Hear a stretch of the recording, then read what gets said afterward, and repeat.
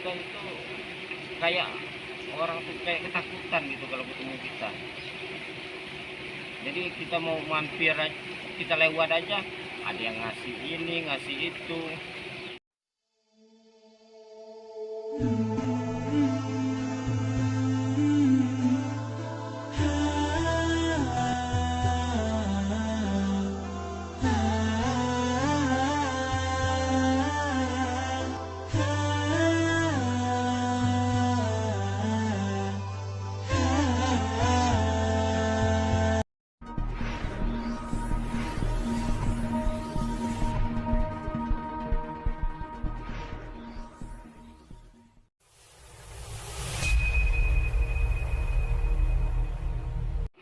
Orang tuh kayak ketakutan gitu kalau ketemu kita. Jadi kita mau mampir aja, kita lewat aja, ada yang ngasih ini ngasih itu buat bekal kita. Apalagi pernah kejadian waktu itu hari Jumat, masih sebelum ke arah Jampit, sebelum ke arah Malang juga. Jadi saya mau sholat ceritanya, lagi di jalan ini ketemu sama anak-anak,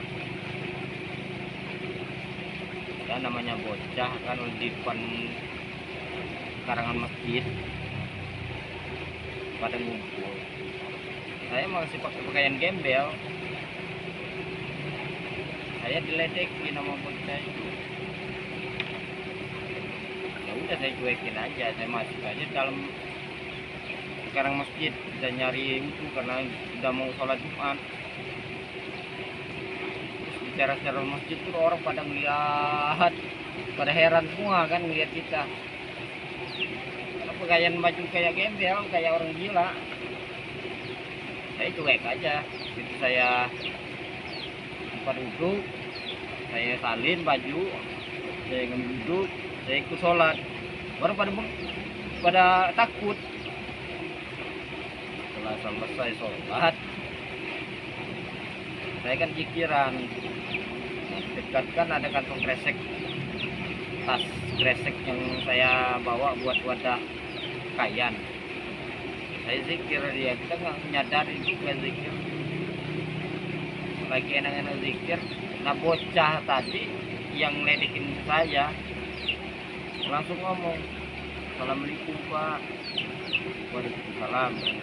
Yang lihat bocah tadi yang ngeledek saya. Siapa ini? Pak,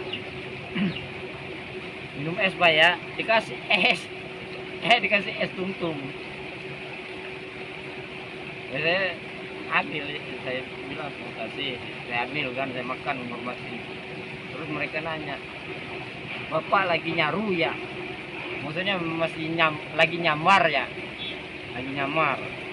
Ya saya bilang, ya namanya kita lagi mau buru-buru zikir, bukan apa-apa. Memang kita kan lagi nyamar dari ngembel, pura-pura jadi orang gila, padahal kita normal, kita zikir. Nah saya juga gak memperhatiin kantong kresek saya masih tetap khusus zikir lagi, balik zikir. Nah, orang tuh udah pada bubar. Pas saya mau salin baju lagi, baju gembel buat jalan, saya lihat itu banyak banget duit dikasih orang, ditaruh dalam kresek saya. Ada 5.000, 10.000-an. Ya cuma itu tadi, karena kita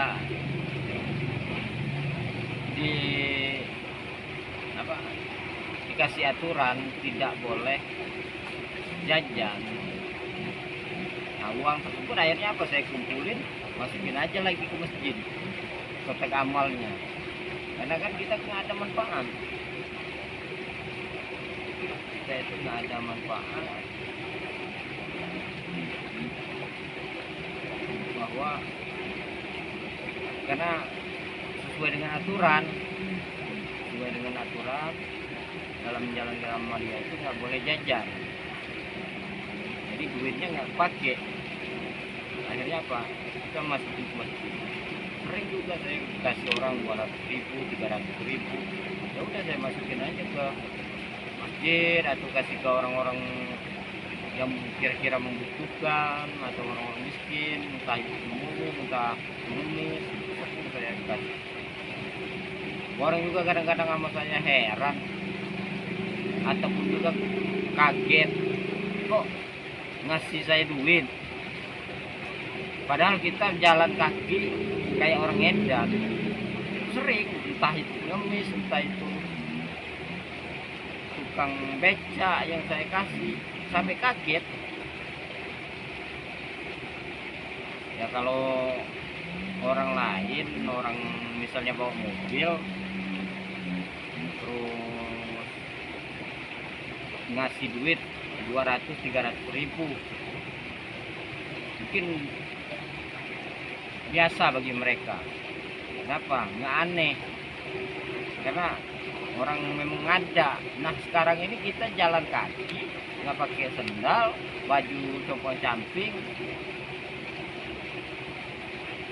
malahan ngasih uang.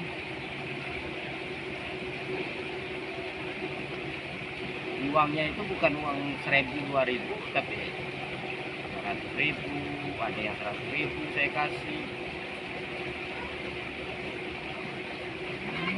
Ya bukan berarti kita mau ngomongin, bukan, tapi memang itu rezekinya, mungkin itu rezekinya mereka yang kebetulan dititipkan ke saya, perantara saya dikasih ke orang karena saya lagi menjalankan laku ngembel ini, saya masukin lagi, saya kasihkan ke mereka.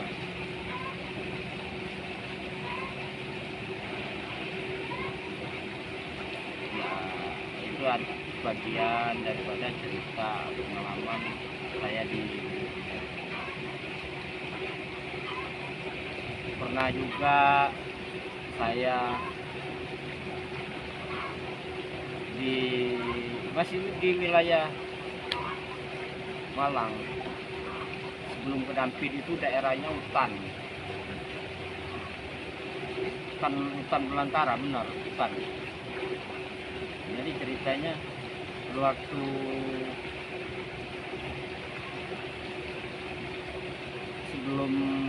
setelah Lumajang itu kan sampai ke Dampit itu lagi musimnya duren, entah itu di kebun entah itu orang dagang itu banyak jualan itu di jalan juga, baunya enak banget.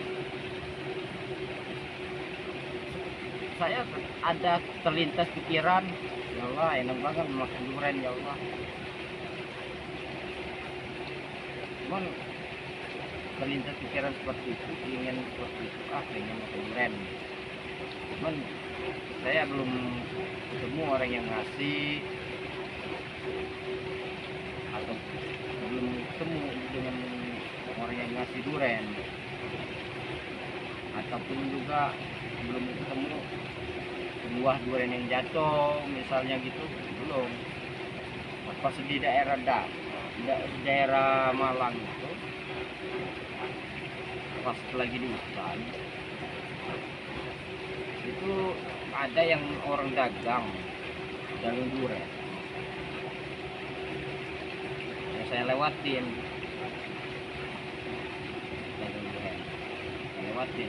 saya jalan ada sekitar 200 meter lah dari tukang durian tadi. Saya berhenti di pinggir jalan karena capek kan nanjak. Saya berhenti duduk. Itu alas hutan, tapi di pinggir jalan. Duduk. Itu enak tempatnya. Rumput, datar, rumput. Nah, itu ngadangnya ke gunung. Hutan-hutan, dengerin suara burung, sambil istirahat dan minum kan. Saya makan buah salak yang dikasih warga waktu saya masih di daerah Sumberurin, saya makan. Terus lagi minum santai, saya lagi duduk santai merokok. Pikiran lagi, ya Allah enak banget ya Allah makan durian. Padahal tadi di sini di seputaran saya itu rumput, rumput bersih, rumput alas, rumput biasa. Saya duduk itu nggak ada apa-apa. Cuman pas lagi merokok santai itu pikir, ya Allah enak banget ya makan durian. Coba kalau ada yang ngasih, saya pikir gitu sambil merokok, enak ya makan durian. Oh santai. Ada setengah jam saya duduk merokok, udah habis berapa batang gitu. Juga rokok juga kan dapat dikasih dari warga juga. Merokok berapa batang. Pas saya ngelihat sebelah kiri ke sebelah kiri saya itu ada duren.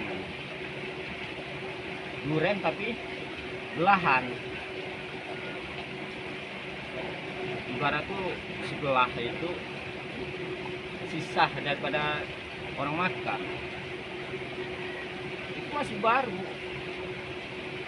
Kulit durennya masih baru, itunya masih baru, durennya masih baru. Cuman disisain satu butir. Yang saya heran itu dari mana asal duren tersebut.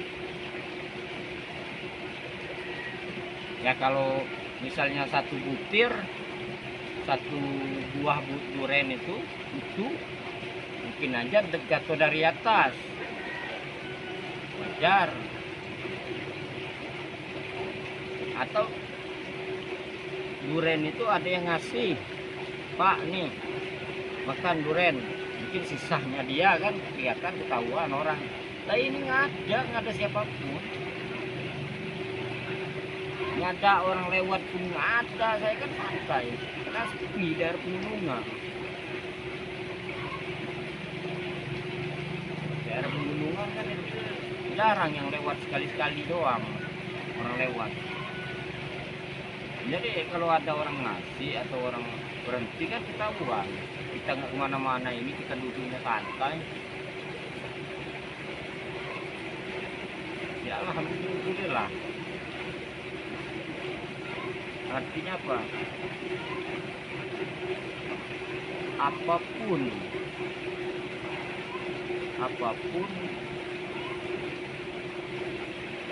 yang menjadi keinginan kita, kalau kita dekat dengan Allah,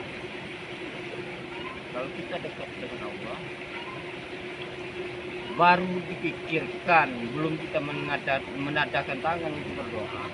Allah itu Maha tahu, Allah terkasih. Allah membuktikan kebesarannya. Yang di luar logika kita itu bisa terjadi.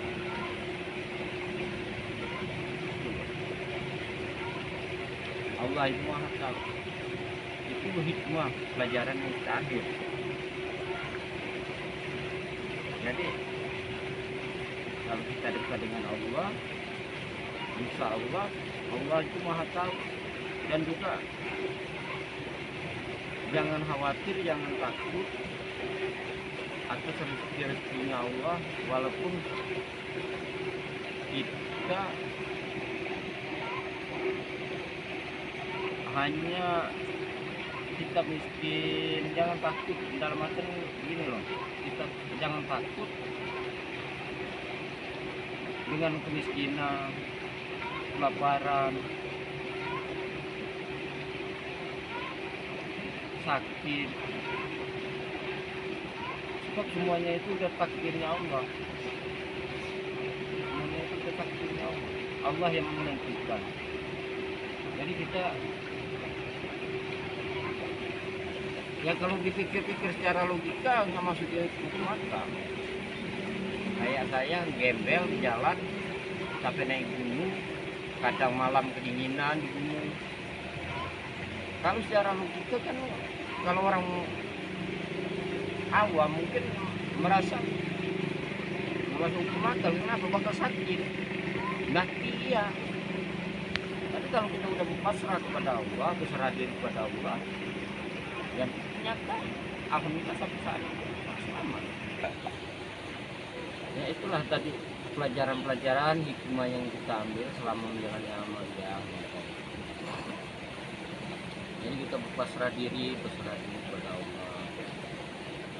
Jangan takut akan kemiskinan, jangan takut akan kelaparan. Semuanya itu hanya sekedar ujian. Kalau kita berserah diri kepada Allah, kita mendekatkan diri kepada Allah, Allah itu maha tahu baik kebutuhan kita, baik untuk perjalanan kita, Allah itu akan langsung. Dan kalau kita dekat, hanya di sini kita untuk belajar mendekatkan diri kepada Allah, belajar mendekatkan diri. Jadi bukan juga dalam pelajaran suluk untuk menjalankan amalia toreko. Jadi dalam amalia suluk ini itu kita belajar mendekatkan diri kepada Allah, pasrah diri kepada Allah, atas kehendaknya Allah, atas takdirnya Allah. Kita yakin dan percaya Allah itu akan menolong kita, Allah itu akan melindungi kita. Tapi itu tadi saya mohon jangan dilakukan kalau tidak ada bimbingan. Kenapa? Kita menjalankan semua itu harus ada sanad, ada gurunya. Kalau nggak ada gurunya, itu gurunya syaiton. Kita bisa gila bisa, karena nggak ada guru, nggak ada sanad. Kalau ada sanad, ada gurunya, namanya guru mursyid. Mereka itu, beliau itu akan membimbing rohani kita. Demikian sedulur-sedulur subscriber daripada Santi Musu dimanapun berada, cerita-cerita perjalanan Amalia dan saya yang 100 hari kemarin. Kalau bahasa kami 3 bulan, tapi kenyataannya 100 hari yang itu. Mudah-mudahan ada hikmah yang dipetik daripada cerita saya ini. Ini cerita nyata yang saya alami, bukan cerita yang dikarang-karang, bukan. Mudah-mudahan ada manfaat, berkah dunia akhirat, menjadi penyemangat untuk kita menjalankan ibadah dengan baik, berserah diri kepada Allah, penyemangat daripada untuk kita bersedekah, beramaliyah dan lain-lainnya. Wabillahi taufiq wal hidayah. Wassalamualaikum warahmatullahi wabarakatuh.